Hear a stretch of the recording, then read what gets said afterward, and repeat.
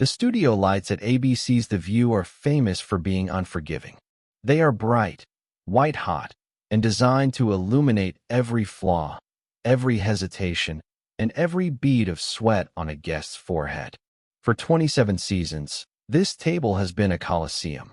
It is a place where nuance goes to die, where complex conversations are fed into a wood chipper of sound bites, applause breaks, and shouting matches.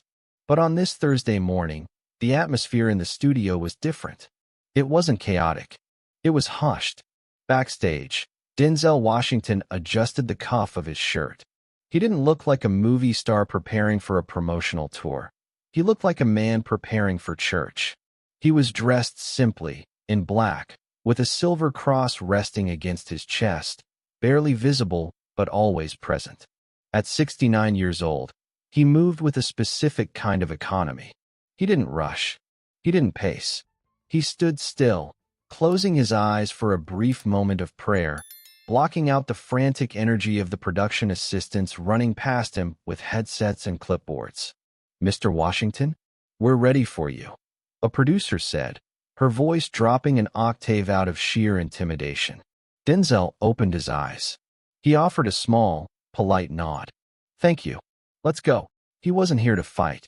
He was here to talk about a film, a small, intimate project set during the Reconstruction era, a story about generational trauma, forgiveness, and the spiritual cost of anger. It was a film about the soul, but he knew where he was. He knew that The View wasn't interested in the soul. It was interested in the headline. As he walked toward the stage entrance, the sound of the audience swelled. It wasn't just applause, it was a roar. When the announcer said his name, the energy in the room shifted from excitement to something bordering on reverence. "Please welcome the greatest actor of our generation, Denzel Washington," Whoopi Goldberg announced, her arms wide open. Denzel stepped out. The lights hit him, but he didn't squint. He walked to the table with that signature gait, easy, rolling, grounded. He shook hands with Whoopi, then Joy Behar, then Sarah Haynes. Finally, he reached Sunny Hostin. She smiled, a tight, practiced expression that didn't quite reach her eyes. She shook his hand firmly, holding it for a fraction of a second too long, as if she were weighing him, as if she were testing the density of the object she was planning to break later. Denzel took his seat at the center of the semicircle. He settled in, crossing his hands on the table. He didn't lean forward into the cameras. He leaned back. He was the anchor in a sea of choppy water. "It is so good to have you home," Whoopi said, and she meant it. There was a genuine warmth between them, the shared history of two black titans in an industry that hadn't always welcomed them. "You look at peace, Denzel. You really do." Denzel smiled, a genuine flash of teeth. "I am Whoopi. I'm blessed. Every day above ground is a good day." The audience applauded the sentiment. It was a safe opening. Joy Behar leaned in, adjusting her glasses. "You know, Denzel, I was saying backstage, you're the only man who can make this table go quiet just by sitting down. Usually, we're talking over each other before the coffee is even poured." There was laughter. It was light. It was easy. "I think folks just appreciate a little quiet sometimes," Denzel said, his voice a low rumble that seemed to vibrate the microphones. "The world is loud enough. I don't need to add to the noise." For the first segment, the conversation stayed in the shallow end of the pool. They talked about his director, about the costumes, about the grueling schedule of filming in the Georgia heat. Denzel was charming, but he was also guarded. He answered questions with stories, weaving in parables about his father, about the church, about the discipline of listening. "The character isn't angry," Denzel explained, looking at Sarah. "He's hurt, and I think we confuse the two. Anger is a reaction. Hurt is a condition. You can yell about anger, but you have to sit still to deal with the hurt." The studio was silent. Even the producers in the booth stopped chewing their gum. It was a moment of genuine depth, a rare commodity on daytime television.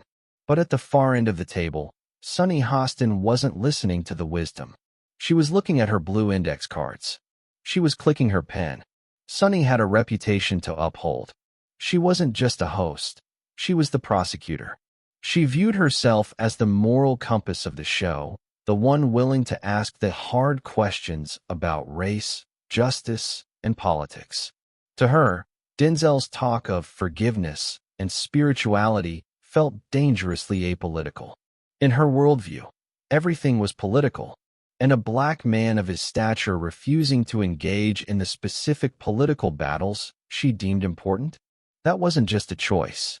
To her, it was an offense. She waited for a lull in the conversation. Whoopi was signaling for a commercial break, but Sunny cut in. "Denzel," Sunny said, her voice dropping to a serious, news anchor register. "I want to pivot a little bit, if I may." Denzel turned his head slowly. He looked at her.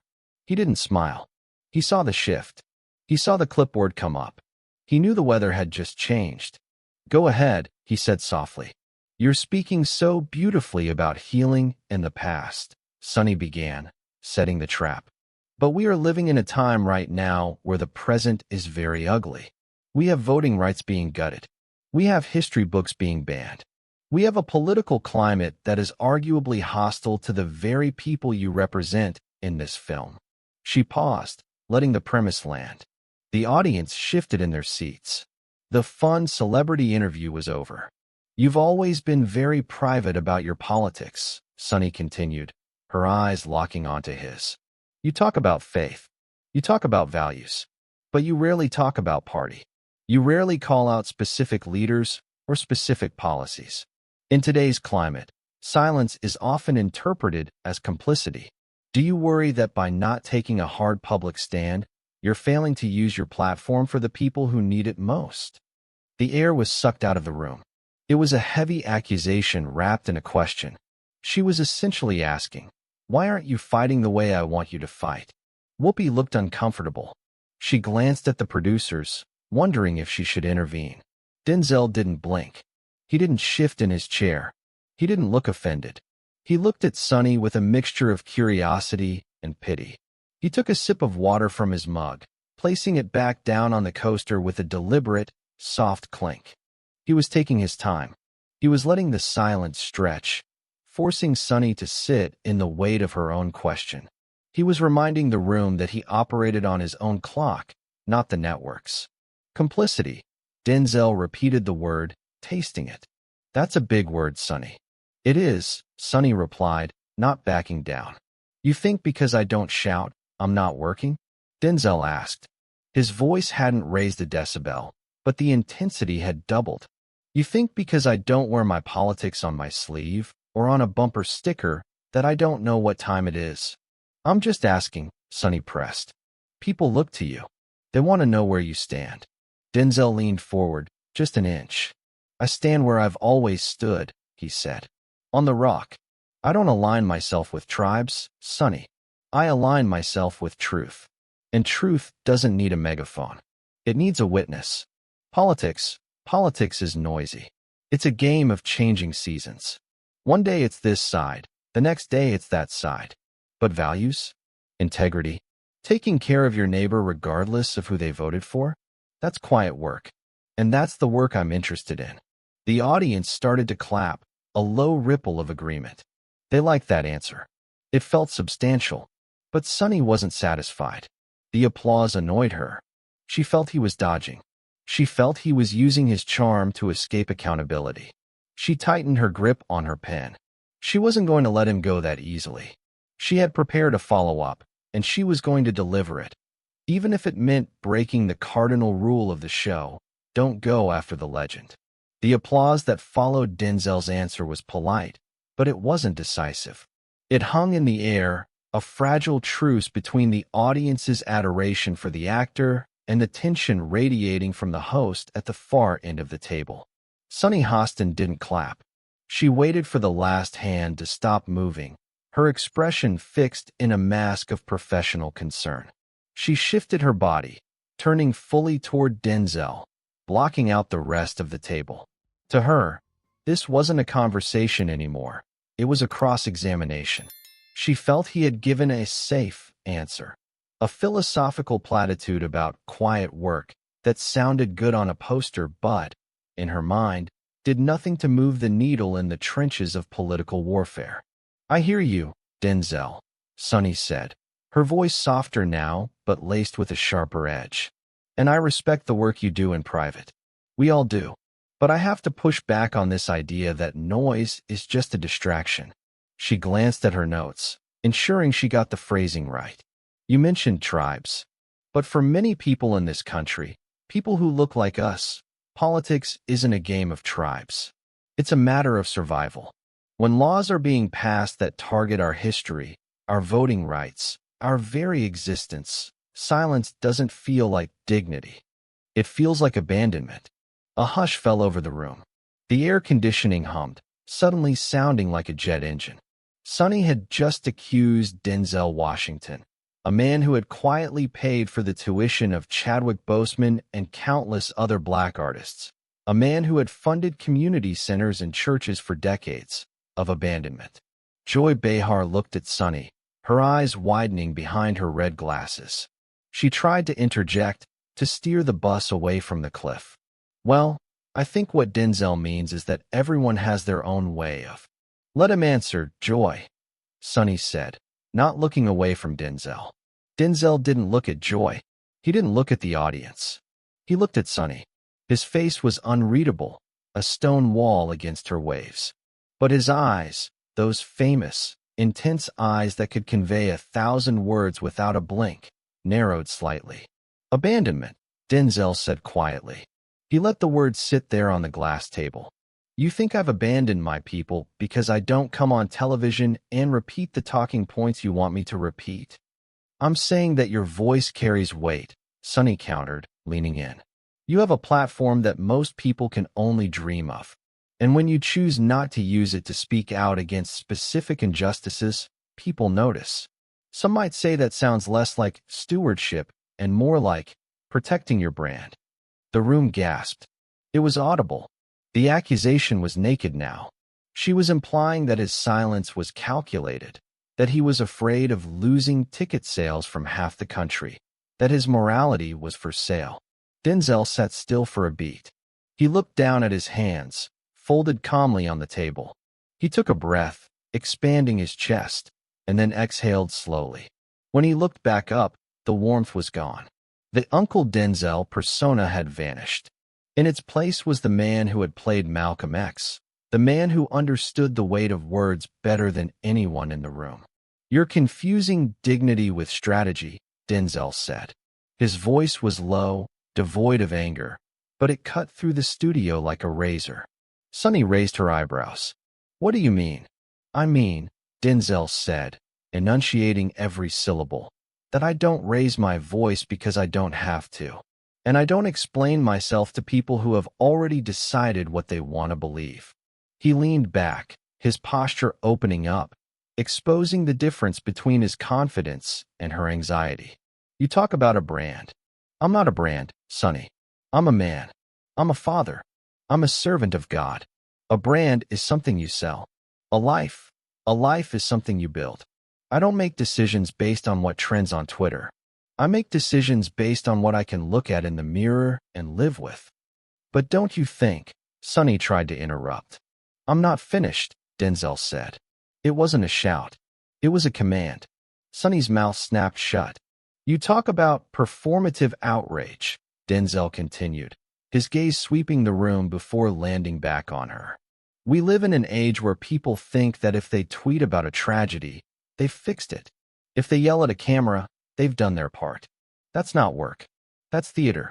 I don't believe in theater when it comes to people's lives. I believe in responsibility. And sometimes, responsibility looks like shutting your mouth and opening your checkbook. Sometimes it looks like prayer. Sometimes it looks like mentoring a young man so he doesn't end up in the system you're so busy talking about." "That is valid," Sunny said, trying to regain her footing. "But questions are fair, Denzel. We are journalists. It is our job to ask." Denzel nodded slowly. "Questions are fair. Accusations disguised as questions, that's something else." Sarah Haynes shifted in her seat, visibly uncomfortable. She looked like she wanted to crawl under the table. "Whoopi Goldberg," Sensing the segment was spiraling out of control, tried to pivot. The producer in the control booth was likely shouting, "Cut to commercial," or "Pivot. Pivot now." But Jimmy was flustered. He felt the controls slipping away, and his instinct wasn't to listen. It was to get louder. It was to overwhelm the silence with noise. He reached under his desk and pulled out a prop, a pair of oversized, goofy sunglasses. It was a classic Fallon deflection. When the conversation gets real, bring out the toys. Okay, point taken, Jimmy shouted, putting the sunglasses on. They looked ridiculous, huge neon pink stars that covered half his face. No strutting. But we have to do something fun. Look at these. I got a pair for you too. He held out a matching pair of neon green glasses toward her. Come on, put them on. Let's take a selfie. For the gram. The fans will love it. Just one picture, Sydney. Be a sport. It was a test. A public test of compliance. If she put the glasses on, she was submitting. She was agreeing that her dignity was less important than the show's rhythm. She was agreeing to be the doll. Sydney looked at the neon plastic in his hand. Then she looked at the audience. She saw hundreds of people, phones out, waiting for the moment, waiting for the content. They weren't bad people, but they had been trained to expect the circus. She looked back at Jimmy. No. The word hung in the air like a gunshot. Jimmy froze, his hand still extended. No. Thank you. She corrected, polite but final. I'm not wearing those. Jimmy slowly lowered his hand. He took off his own glasses and tossed them onto the desk with a clatter. The smile was gone now. The mask of the nice guy was slipping, revealing the irritation of a man who wasn't used to being told no in his own house. Okay, Jimmy said, his voice tight. So, no dancing, no glasses, no fun. Got it. So, let's talk about this movie then, since it's so important. He picked up the blue cue card again, scanning it aggressively. It says here, Sydney plays a character who feels misunderstood by society. Wow. Sounds familiar. Is this method acting? Are you staying in character right now? Is that what this is? Are you being serious actress Sydney for the role? It was a low blow. He was gaslighting her, framing her boundaries as pretension, implying that her refusal to act like a clown was just a performance in itself. Sydney felt a flash of heat rise up her neck, but she pushed it down. This was the trap. If she got angry, if she raised her voice, she would be the difficult woman. She would be the headline. Sydney snaps on Fallon. She took a breath. She channeled the stillness she had practiced in the green room. It's not a character, Jimmy, she said softly. It's reality. You're proving the movie's point right now. You're asking me if I'm acting because you can't believe that a young woman in this industry would actually have boundaries. You think that if I'm not giggling and playing along, I must be fake. She leaned forward, resting her elbows on the arms of the chair. Why is it so hard for you to engage with me as an adult? Why does everything have to be a skit? Jimmy laughed, a harsh, dismissive sound. Because it's the Tonight Show. It's not Meet the Press. People come here to escape, Sydney. They don't come here to be lectured by you. The crowd murmured. He had crossed a line. The by you carried a weight of condescension that rippled through the studio. It implied she wasn't qualified to have an opinion, that she was just a pretty face who should be lucky to be in the chair. Sydney didn't recoil. She grew taller. Lectured by me, she repeated. I'm not lecturing you. I'm answering your questions. You just don't like the answers because they don't fit on a cue card. She gestured to the desk, to the messy pile of blue cards and the discarded sunglasses. You have this platform, Jimmy. You have millions of people watching. And you have the opportunity to talk to artists, to leaders, to creators. And instead, you hand them plastic glasses and ask them to dance. Doesn't that bore you? Jimmy's face flushed red. He was losing. He was losing the room. He was losing the narrative. And he was losing face. He looked at the camera, then back at her, searching for a way to regain the upper hand. He decided to go for the one thing he thought would humble her. The one thing that always worked on young stars, gratitude. Bore me. Jimmy scoffed. You know what, Sydney? There are 1,000 actresses waiting outside who would kill for this seat, who would put on the glasses, who would do the dance, because they understand that this business is about giving the people what they want. It's called gratitude. Maybe you should try it. It was the ultimate industry threat. You are replaceable. Be thankful we let you in. Sydney looked around the studio. She looked at the lights, the cameras, the band, the audience. She thought about the years of auditions, the rejection, the 18-hour days, the money she risked to produce her own film because no studio would greenlight a drama starring the girl from Euphoria. She thought about the gratitude that was always demanded of her, as if her success was a gift bestowed by men like Jimmy Fallon, not something she had clawed out of the earth with her own bare hands. She stood up. It wasn't a sudden movement. It was fluid, deliberate. Jimmy blinked, leaning back. Whoa. Where are you going? We're not done. We have a clip to show. Sydney smoothed her dress. She picked up her clutch from the floor beside the chair. She looked down at Jimmy, who suddenly looked very small behind his large wooden desk. I think we are done, Jimmy, she said. Her voice wasn't loud, but in the pin-drop silence of the studio, it carried to the back row. I am grateful. I'm grateful for my career. I'm grateful for my fans. And I'm grateful that I've worked hard enough that I don't have to sit here and be insulted by someone who thinks my dignity is the price of admission. She turned to the audience. She didn't wave. She didn't smile the fake smile. She just nodded, a gesture of genuine respect to the people in the seats. Enjoy the show, she said. Then, she turned and walked toward the wings. Jimmy scrambled to his feet. Sydney, wait. Come on. Don't be like that. We have the clip. The movie clip. He looked frantically at the roots. Music. Play something. Play her out. Questlove, the drummer, hesitated. He held his sticks in the air, looking from Jimmy to Sydney's retreating figure. He didn't hit the snare. He didn't start the upbeat exit music. For a moment, even the band refused to play the game. Sydney didn't look back. She walked past the curtain, past the camera operators who stood with their mouths slightly open, and disappeared into the shadows of backstage. On stage, Jimmy Fallon stood alone. The funniest guy in late night was left standing amidst his props and his cue cards, under the bright, unforgiving lights, while the silence of the room grew louder and louder. The curtain swung shut behind Sydney Sweeney, the heavy velvet fabric settling back into place with a soft swish that felt deafeningly final. On stage, the machine had stopped. For the first time in the history of The Tonight Show, there was no safety net. There was no pre-taped skit ready to roll, no commercial break cued perfectly to the second. There was just a man in a suit, standing behind a wooden desk, surrounded by the wreckage of his own ego. Jimmy Fallon stood there, his hands hovering over the desk, as if he could physically pull the moment back, as if he could rewind the tape and force Sydney to sit back down.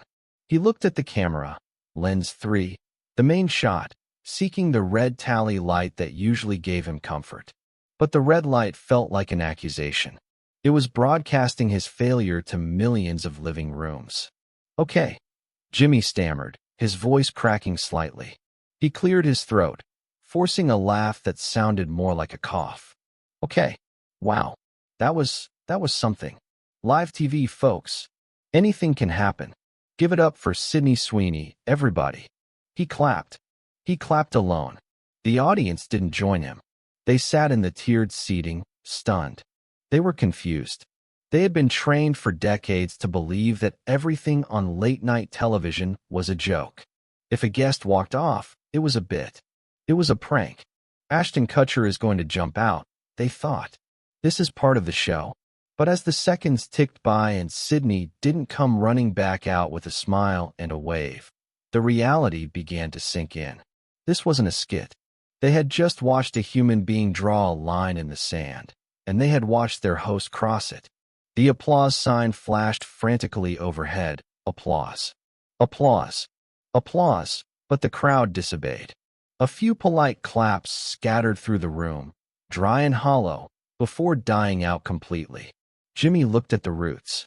He looked at Questlove, desperate for a rim shot, a baseline, anything to cover the silence. Questlove sat behind his drum kit, his face unreadable behind his glasses. He held his sticks loosely in his lap. He didn't look at Jimmy. He looked down at his snare drum, adjusting a lug nut that didn't need adjusting. It was a subtle mutiny. The musicians knew the difference between a difficult artist and a disrespected one. And in that moment, the band chose silence. "We'll be right back," Jimmy said, his voice tight, the smile now completely gone, replaced by a look of sheer panic. "Don't go anywhere." The lights in the studio dimmed as the cameras cut.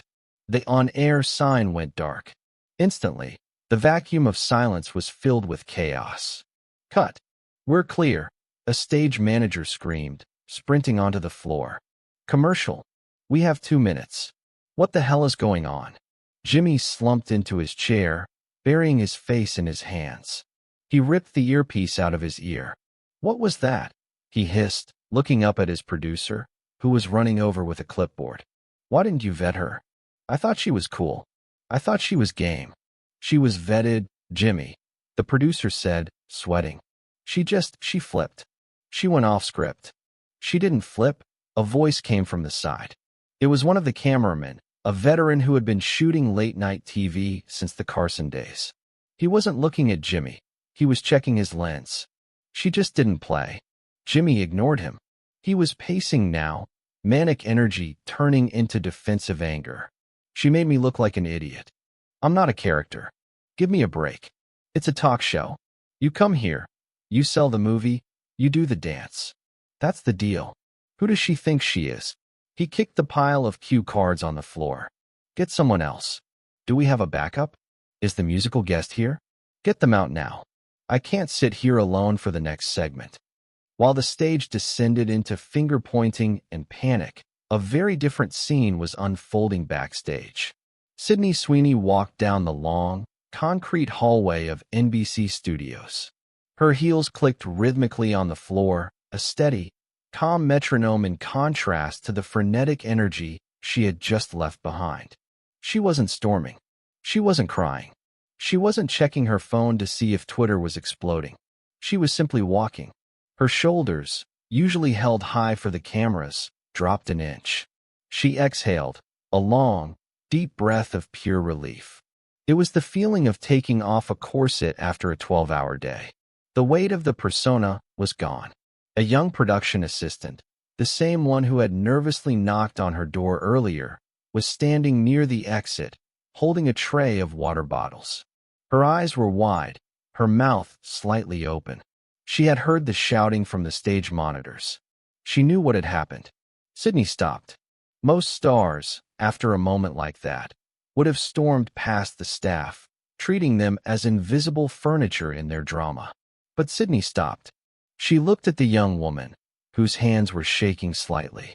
"I'm sorry if this causes you any trouble," Sydney said gently. The PA blinked, stunned that the celebrity was speaking to her. "Oh, no. No, Miss Sweeney. I saw it on the monitor." Sydney offered a small, tired smile. "It wasn't the plan. But sometimes the plan changes." "You were right," the PA whispered, glancing down the hall to make sure no producers were listening. "About the glasses. They made Anne Hathaway wear a clown wig last week. I hated watching it." Sydney nodded. "We don't have to wear the wigs if we don't want to.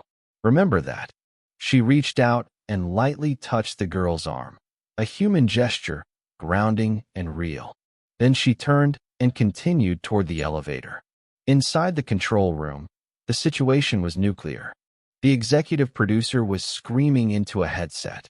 "We have dead air in 90 seconds. I need a clip. Roll the Tonight Show Classics reel. Get the puppy segment from last month." "We can't just roll a clip," the director argued. "We have a studio audience sitting there. They know she left. We have to address it." "We are not addressing it," the EP shouted. "We are not giving this oxygen. If we talk about it, it becomes a story. If we ignore it, it's just a weird segment. Get Jimmy back in the chair. Tell him to joke about the air conditioning. Tell him to say Sydney had a scheduling emergency. Anything but the truth. The screens on the wall flickered with the live feed of the empty stage. It looked like a crime scene. The discarded neon sunglasses lay on the desk like evidence. "Sir," the social media manager spoke up from the back corner, her voice trembling. "It's too late to ignore it." The room went quiet. "What do you mean?" the EP asked. "Someone in the audience," the manager said, holding up a tablet. "They were live streaming on Instagram. It's already out. The clip of her walking off, it has 2 million views. It's been up for 3 minutes." The EP stared at the screen. He watched the numbers climbing. He watched the comments rolling in like a tidal wave. They weren't talking about Sydney being a diva. They weren't talking about her being difficult. Finally, she cooked him. The silence was loud. Jimmy looked so small. The narrative wasn't spinning the way the network wanted.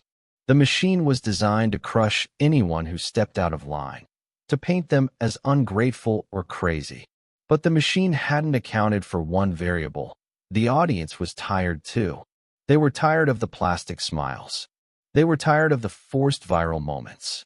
And watching Sydney Sweeney simply stand up and walk away had triggered something latent in the public consciousness. Back in the hallway, the elevator door slid open. Sydney stepped inside. Her publicist was already there, phone pressed to her ear, looking pale. "Sydney," the publicist hissed, covering the microphone. "NBC Legal is on line 1. My agency head is on line 2. They are saying you breached contract. They are saying you humiliated the host. We need to issue a statement. We need to say you were sick. We need to apologize. Right now." Sydney looked at the publicist. She saw the fear. It was the fear of losing access, of being blacklisted, of the industry turning its back. Sydney reached over and gently took the phone from the publicist's hand. She didn't put it to her ear. She pressed the red end call button. "We're not apologizing," Sydney said. "Sydney, you don't understand," the publicist pleaded. "This is the Tonight Show. You can't just walk away." The elevator doors began to close. Through the narrowing gap, Sydney could hear the faint sound of the studio band starting up again, a frantic, high-tempo jazz number trying desperately to cover the silence. "I didn't just walk away," Sydney said, staring at her reflection in the metal doors as they clicked shut. "I graduated." End of part 3. The immediate fallout has occurred. The attempt to spin the narrative has failed. The hero has remained steadfast against the pressure to apologize, while the villain, the system, is in disarray. The sun rose over Los Angeles the next morning, but for the public relations teams at NBC and Sydney's agency, it might as well have been the middle of a nuclear winter. The headlines had already been written before the sun even hit the Hollywood hills. The machine, bruised and embarrassed, did what it always does when it feels threatened. It attacked. Sweeney meltdown. Star storms off Tonight's Show in bizarre rant. Ungrateful. Inside Sydney Sweeney's shocking live TV tantrum. Sources say, fame has gone to her head. The articles were coordinated. They used words like hysterical, unprofessional, and diva. They quoted anonymous insiders who claimed Sydney had been difficult all week, that she had demanded specific water brands, that she had refused to make eye contact with interns. It was the classic playbook. When you can't win the argument, you destroy the character. They wanted to make her toxic. They wanted to make her an example. Jimmy Fallon posted a tweet at 8 a.m. It was a picture of him shrugging at his desk, wearing the neon sunglasses. The caption read, "Some people just don't know how to have fun. Man Shrugging's still a great show. Thanks to the Roots for saving the night." It was a calculated move.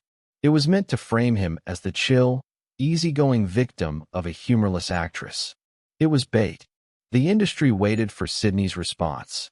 They waited for the inevitable Instagram story, black background, white text, the heartfelt apology. "I was tired. I didn't mean to disrespect Jimmy. I love the show." But the hours ticked by. 9 a.m., noon, 3 p.m. Sydney Sweeney's social media remained frozen. No stories, no tweets, no Notes app apology. Her silence was louder than the headlines. And in that silence, something remarkable began to happen. The internet, usually a place of mob mentality and quick judgment, started to look closer. The clip of the incident wasn't vanishing, it was multiplying. But it wasn't being shared by the networks. It was being shared by regular people. A popular YouTuber broke down the footage frame by frame. "Look at her hands," he said. "She's not shaking. She's not yelling. Look at Jimmy. He's the one interrupting. He's the one mocking her. She's just standing her ground." A viral TikTok stitched the segment with previous interviews of female stars being forced to do humiliating things on talk shows, eating gross food, playing Twister, being asked about their dating lives while trying to promote a drama. The caption read, "We didn't realize how weird this was until Sydney said no." The narrative began to fracture. The smear campaign hit a wall of reality. People weren't buying the diva angle because they had eyes. They saw a woman acting like a professional and a man acting like a child. By the evening news cycle, the tone had shifted. The meltdown headlines were quietly edited to read "Clash." The anonymous sources disappeared. 3 days later, Sydney appeared. She wasn't on a talk show. She wasn't on a red carpet. She was on a panel at a film festival in New York, discussing the restoration of archival film stock. The room was packed. Journalists were there, desperate for a quote about Fallon. They wanted the drama. The moderator, a respected film critic, opened the floor. "Sydney, obviously there has been a lot of noise this week. Do you have anything you want to address regarding your appearance on NBC?" The room went dead silent. Cameras zoomed in. This was the money shot. Sydney adjusted her microphone. She looked calm, rested. She didn't look like a woman who had been canceled. "I think the moment spoke for itself," she said simply. "I'm here to talk about cinema.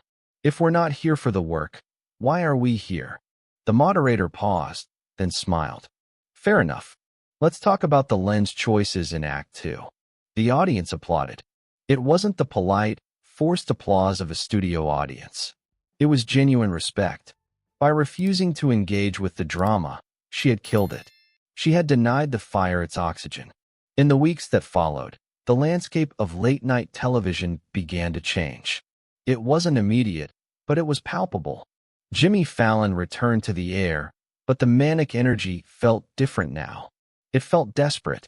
When he tried to get a serious actor to play a game called Egg Roulette, the actor politely declined.